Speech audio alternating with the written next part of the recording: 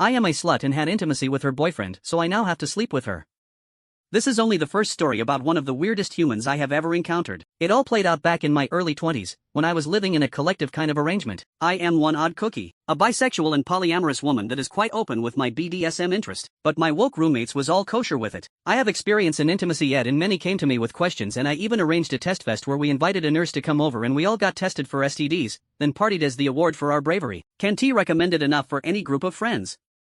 Usually when not in a relationship I appreciate to have one or two steady lovers by my side, but in the new city I had not yet found anyone I clicked with, and ended up having some one-night stands. One night the partying got a bit too fun and I ended up having a mediocre encounter with a mediocre housemate. I checked in next day to see that he was okay and that we are on the same page with it being a one-time thing. We parted as friends. Fast forward to a late night 3 weeks later. I had all but fallen asleep when suddenly a banging on my door startled me awake. I staggered up and flung the door open. Outside stood a chick I recognized as someone that had been to some of the house parties from time to time. A pleasant if not too bright girl as I recalled it. Me hello? Has something happened? Chick UF / ked my boyfriend. Me I see asterisk odd on a second later asterisk do you mean / mediocre housemate / chick yes. Me listen I'm really sorry, honestly, but he did not tell me that he was in a relationship or I would naturally never have done such a thing. Chick he is in a relationship. With me. Me I understand completely. That was a really shitty thing for him to do. I wish there was something I could do for you. She then seemed to realize that her anger was misplaced and looked a bit deflated as my reaction had not been what she had expected. I adjusted my bathrobe and leaned on the doorframe waiting for her to make a decision on what to do. A moment later she seemed to get an idea. Chick well, you have to F / ck me too now. Me I do what now? Chick yeah, only fair you have intimacy with me too and make it even. I blink for a moment. Me